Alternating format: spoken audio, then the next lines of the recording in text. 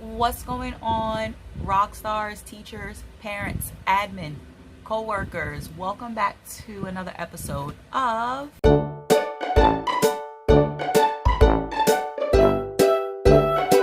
That's Right. We are here, guys, with Diary of a Mad Preschool Teacher. Now, I see a lot of my fellow teachers are back in their classrooms. How awesome is that? Amazing thing, phenomenal thing that a lot of you are going back to work finally. I have yet to go back to work. I have yet to be called back, emailed, anything. So that's another topic for another day, right? Anyway, I'm in a Facebook group. I'm in a few Facebook groups for teachers, and I see a lot of people are asking, how do you socially distance your classroom? Now, infant and toddler teachers, I hate to break it to you, there's no way to do it. You can try. There is no way to socially distance kids under the age of 1. It ain't gonna happen. I commend you if you tried, if you really put the effort into doing it. Kudos to you, but it's not going to work. You're going to frustrate yourself more trying to keep these children apart, especially at that age where they are learning how to socialize. Don't kill yourself trying to figure that out. 2s and up. 2s still, hit or miss. If your 2s are still kind of babied, kind of difficult to do. However, it can be done for 2s. 3s and ups, it's inexcusable. It can be done.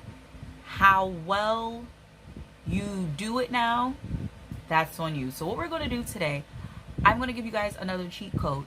I'm going to start the essay for you, and it is up to you to finish the essay for yourself. Now, again, I have not worked in a 3s room in... Let me not say I haven't worked in a 3s room, because at my last job, I was definitely in preschool more than I was my own classroom for most of the time. But the last time I was an actual 3s teacher, consistently a 3s teacher, has been a year or so. I noticed my kids personally, they had their little cliques. So, 3 of them would be over here, and it was they only wanted to play with each other. Then you had some that they didn't want to play with anybody. They wanted to be up to themselves. You can do it.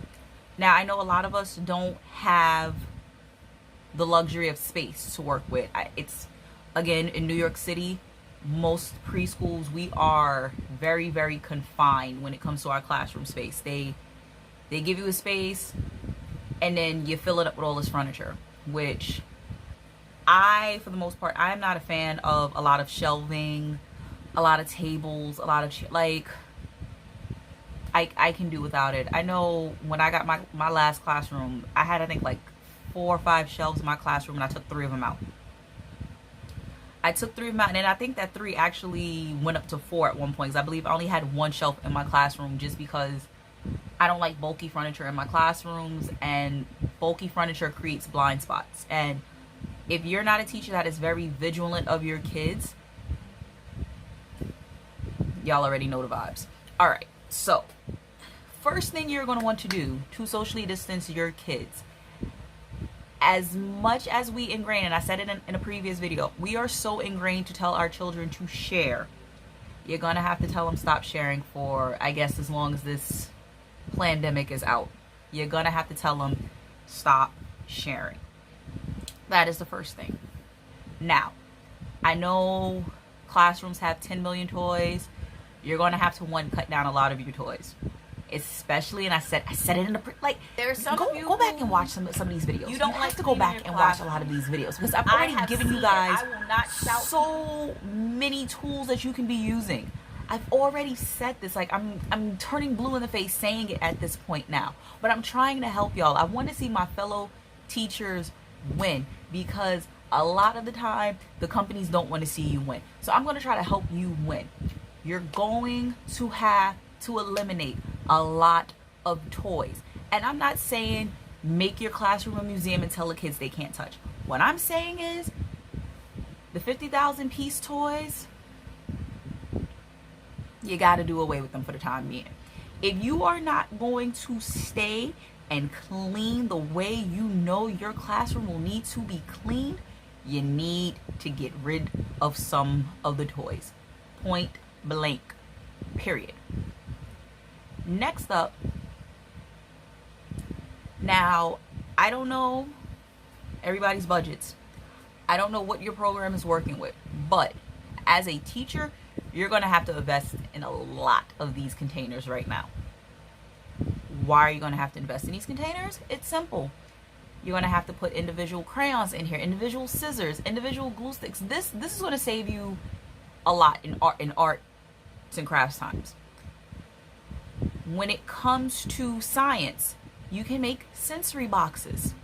Now, I know as an infant teacher, my babies loved sensory bottles. That was their thing. But again, as they get older, they're not interested in bottles unless you're like doing like a reset your body with a sensory bottle full of glitter, and that allows the kids to calm down as they watch the glitter settle. Another video for another day. But sensory boxes are going to help you in your science and your math areas. Next up, dry erase laminated sheets. Books take up a lot of space in cubbies.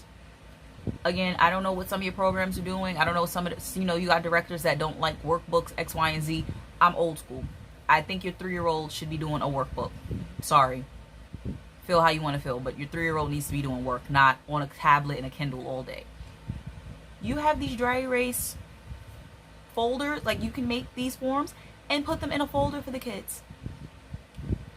This will also help them learn to identify their names, the letters in their names. And every time you switch to an activity, it's, hey, Johnny, go get your folder. Maria, go get your folder. That way everybody is separate, yet they're working. Ah, you didn't think of that one. I keep telling y'all, think. It's not, being a teacher is not as hard as some people make it out to be. It's gonna be the easiest job that you will ever have in your life if you don't overanalyze the job. Next up, it's the kids who do lines. These dots, I think personally, from now on, they should just be put throughout the center, not in a particular classroom. They need to be, while this pandemic is going on, it needs to be throughout your building to keep the kids apart. Now, I know we always tell them, follow behind this person, stay in line, but now they can't be close to each other. What are you going to do? So I think these are an amazing idea to just not only put in your classroom, but to definitely put throughout your center so the kids know where they need to stand and gives them a sense of space. Now, I found this on Pinterest. I'm not 1,000% sure. I believe this is some type of tape, but I don't think it's tape that the kids will be able to peel off. Like, I remember I did a construction road in my 3's room, and they were peeling the tape off. Like, we made a street, and they were peeling the tape off at one point. And even like when you do like name spots, they peel the tape off. I believe this does not come off if they try to pull it off. So this you can put on your carpet, on the floor, and say, okay, little Billy, you need to stay in this blue square. Little Aaron, you need to stay in this red square. You guys cannot be in each other's squares at the same time. Next, you're going to have to get rid of your construction blocks if they are not plastic. I told you that in the last video, and I hate to be that person because I know how much kids love blocks. But I know a lot of y'all don't wash wooden blocks. Get rid of them. If you are not going to clean your classroom, get rid of the wooden toys. A lot of y'all ain't gonna be satisfied till y'all figure out and learn the hard way. But I'm trying to save y'all now. I'm just trying to tell y'all now, get rid of building blocks while you have a chance, still, before the inevitable happens. But again, what do I know? what do I know, guys? As far as cubbies go, yep, I know the parents ain't gonna like this one. You are going to have to either consistently every day make sure items are being taken home. And I know a lot of people don't follow up on that. I know, like, infant and toddler parents are good because I think they know by now that their kids usually mess up clothes and stuff, so they know to check the cubbies. But preschool parents, not very good on it. You're going to have to send stuff home every day unless you plan on washing it in your center. And again, if you ain't planning to clean, don't set yourselves up. Please don't do it. My recommendation, I know it's going to be crap for the environment, but if you have reusable type of bags, by all means use that. But you're going to need to invest in Ziploc bags and send a clean sheet in it. If you want to eliminate having to remember to do it, send the 5 sheets at the beginning of the week. Very easy peasy, lemon squeezy. Put the sheets in a Ziploc bag and a gallon Ziploc bag. Send 5 sheets at the beginning of the week. Every night there should be a sheet for you to pick up and take home.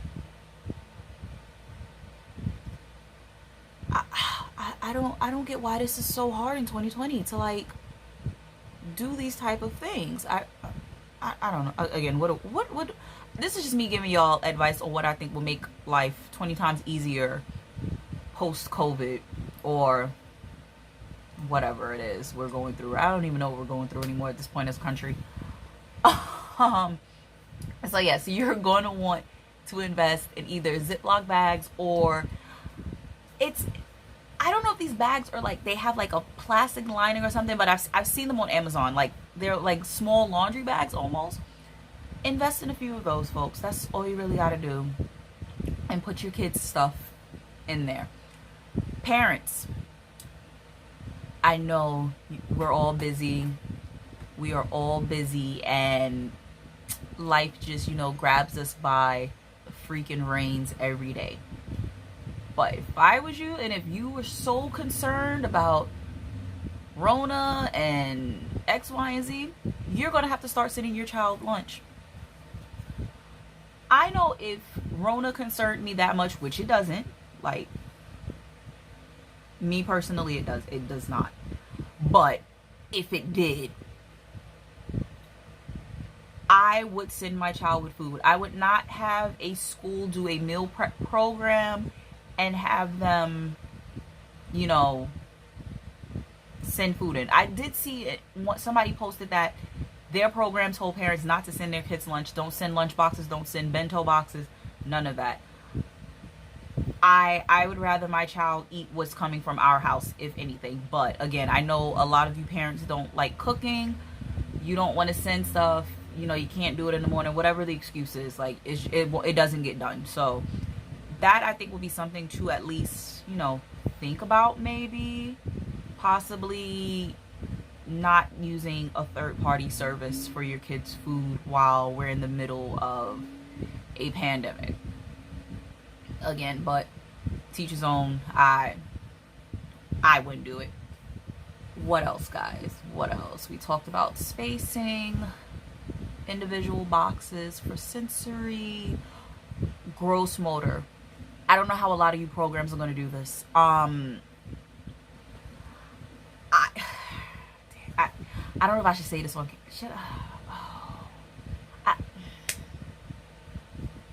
All right. I can say for the many places I've worked at, I have never seen the toys in a gross motor area, a movement area, a large play area, large indoor play area. I've never seen anything get sanitized. Correct me if I'm wrong. If your program does it, but I have yet to see a ball get sanitized, a bicycle, none of it. I've never seen it in the 9.5 years I've been a teacher. I haven't. one, that's going to have to be a starter. If you're going to utilize your movement and your gross motor areas, you are going to have to sanitize everything. How that would work, I don't know if you would sanitize it in between uses, which would be the ideal thing, but again, you know, centers love to claim that they're understaffed and admin's just there at this point. I don't know.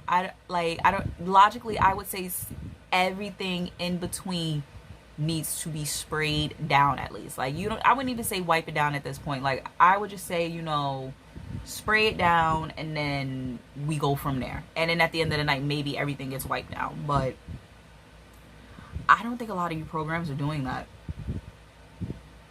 But it could just be where I worked. I don't know. I wouldn't be able to tell y'all.